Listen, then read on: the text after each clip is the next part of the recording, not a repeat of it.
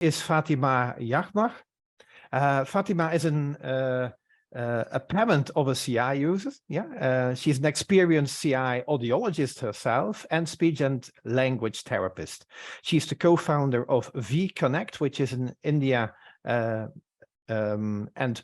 India center, the Shaba Speech and Hearing Center in India, and one-stop place for audiological and speech and language issues.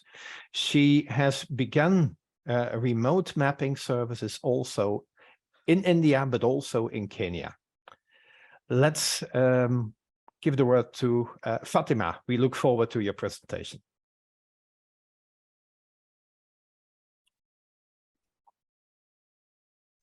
Sorry. Thank you, CIICA, for giving me an opportunity to present the Indian perspective and the issues that are faced by our cochlear implant recipients. Next slide, please. So I would just like to tell you here briefly that India is a very hugely populated country. So I'm just presenting some statistics that, we have a large population of our, affected with hearing loss. So it is like 1 in 6 Indians have some amount of hearing loss, be it in the pediatric or in the adulthood. Next slide, please.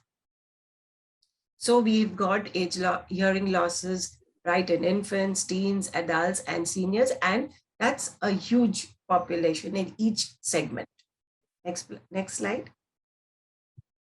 As we all know, what is the impact of hearing loss? The impact is, yes, first, delayed speech and language of the child. I must tell you here that in India, we have our cochlear implant recipients mainly are children. We have very few adults because it is difficult, again, to get funding for adults. So the impact of hearing loss for children is delayed speech and language, delay in cognition, educational and employment opportunities. They have a low self-esteem, and this impact in turn has an economic impact and a burden to the society as well as to the family. Next slide, please. Yes, so here I would tell you what is the current scenario in India. Today we have about 25,000 cochlear implant recipients since 1996 when the program began in India. Now, the central government scheme started in 2015. You see, so many years later. And we have got about 4,500 candidates in this category, which was funded by the central government. There are other various state government schemes, which have about 1,500 recipients. We have a lot of philanthropic programs whereby private trusts have funded about 5,000 cochlear implant recipients. And we have 15,000 plus recipients who are self-funded, who have funded their own, the cochlear implantation of their own children or of themselves. Next slide, please. So yes, again, just giving a little more clarity on what are the different funding agencies. I will not go into much detail, but just emphasizing here that every state of India has a different policy in place. So we would have two major states like Kerala and Gujarat who have got a policy whereby they give implants, they look after the accessories and the upgrades for lifelong of the cochlear implant recipients. This is a model we would all like to follow, and we would urge our central government also to implement such a scheme. But yes, this is a far off distant dream for us. Next slide, please. So coming to the cost, it's a huge cost and a burden to the family who has a child who has a hearing loss or an adult who would go in for a cochlear implantation.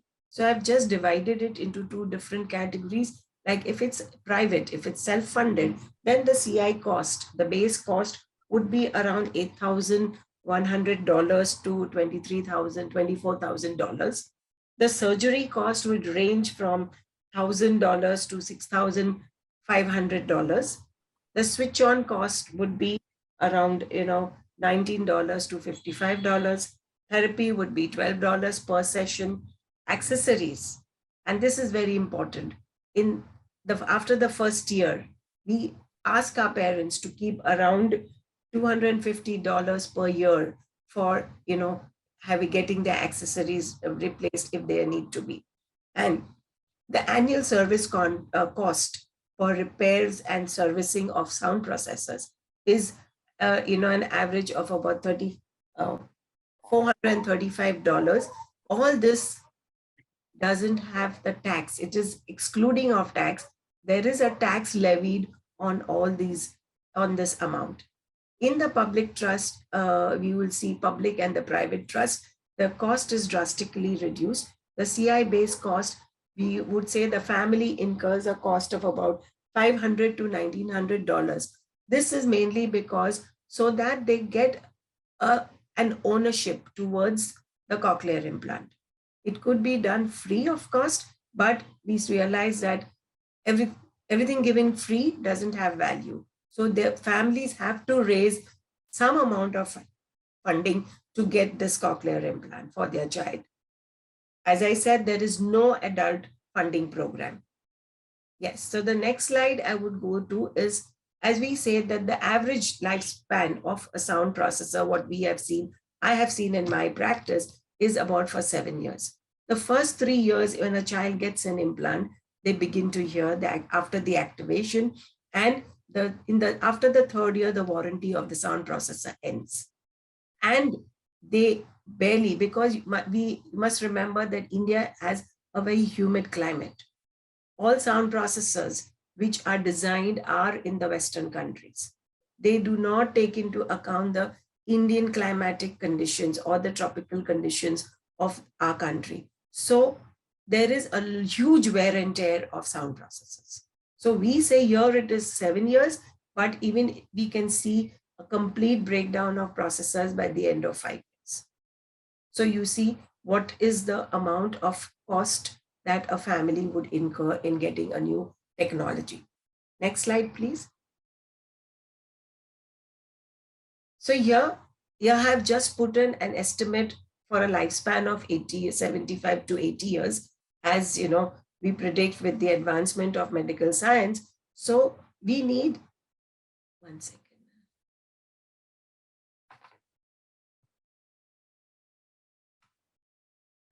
So we need an average accessory in a year of about, as I said, $250. There is consumables, there is a service charge, total service cost, which can come in, we estimate 3 times in even a span of say 7 to 8 years because of our climatic conditions, and a cost of the upgrade of a new technology as new technology advances and there are breakdowns of the sound processor.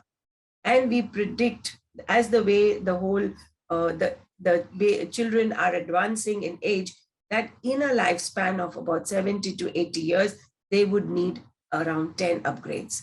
That's a huge amount of money. Next slide, please. Here, we do not have any government insurance. It is under private sector. And even in the private sector, it is again company-based or CSR-based. So as a corporate responsibility, they would have their companies or their employees covered under the insurance, or sometimes they get an insurance policy in non-congenital cases when they have been diagnosed later in life. So the private sector only comes in there, but we do not have a public insurance agency to cover any cost for cochlear implantation. Next slide, please. So, yes, what are our challenges? First and foremost, we do not have any set guidelines even for the testing of every newborn child for hearing loss. We are trying very hard to enforce upon our government to make it a mandate that every child who is born in our country should be tested for hearing in the first 24 hours before they leave the hospital, but it is not happening. So on similar lines, there are no set guidelines even by the government when they are giving in cochlear implantation for children. So it varies from case to case, from state to state, from hospitals to hospitals. So we would want to have a set guideline for our country. Yes, I've already spoken that we do not have any medical insurance. We do not have any data on non-users. We have quite a number of non-users because they come from very remote areas. They live below the poverty line. So traveling and accessibility, coming to cities or towns for their, any services that they need is very, very difficult for families. So hence we are not able to capture that data. And even the registration is a problem. So even if they are registered, we are not able to trace them because they change their addresses, they change their telephone numbers. So reaching out to them becomes a challenge. Yes, lack of education of CI users and caregivers. As you know that our country is not a very, very educated country. So the children who get cochlear implants, their parents are not that educated to understand technology. So hence, for them to understand technology, the importance of this technology is not understood completely. And because of this, we are not able to give them the necessary information that is needed on new technology, as well as what are the available resources. There is absolutely no funding for upgrades, neither in the government sector nor in the private sector. Next slide, please. And what we aspire to do, and we are working with our government, and because I am a part of We Connect Foundation, which is a parent support group of children with hearing loss. So we want to make awareness campaigns and educate the policymakers and the insurance agencies so that they start taking hearing loss very seriously. As we all know, hearing loss is an invisible and a silent disability, which is not seen so easily. So people do not understand the implications of what a hearing loss could do. And yes, what we felt that when we wanted to eradicate pulse polio, so we ran a campaign with one of our superstars. So that campaign became so successful, so we were able to eradicate polio. So on similar lines, we feel that if we have a strong ambassador who could talk about hearing loss, we would be able to get the mandate of newborn hearing screening in place. Also making the government aware that whatever money they are spending towards cochlear implantation has to be fruitfully utilized, not by just giving the implant, but they need to look after their devices, the rehabilitation part, so that they become independent citizens of society. Government has to abolish all the taxes or cut down taxes. We should have insurance for lifelong support, because all the children who get implants in their early years of life, they need lifelong support. I think one of the best ways to do it, if India being such a big country and we have very cheap labor, if manufacturing can be done in India, we could be able to reduce a lot of cost. I think that's the end, and I hope I've been able to convey my thoughts. Sorry, I was muted. Thank you very much, Fatima, for this excellent, excellent presentation. Yeah, we heard a lot of challenges in India. Very difficult, I think, to work with all these families and to give them the right support. Yeah, if there is not the funding available. Are there questions, Brian, or suggestions in the chat? A lot of suggestions and a lot of discussion about the problems of humidity and cochlear implants, and that they should be more robust in the first place, but that yes, humidity could be a major problem, as a kind of a lot of advice going backwards and forwards at the moment about how you might cope with that. So you've started a whole big conversation there. But I think on the more kind of policy point, I think the point is very well taken that funding is a massive, massive problem. But someone was reminding me of my own words that we have to recognise that funding is a great problem, but actually point out to the authorities more and more that by actually not funding cochlear implants, they're incurring greater costs.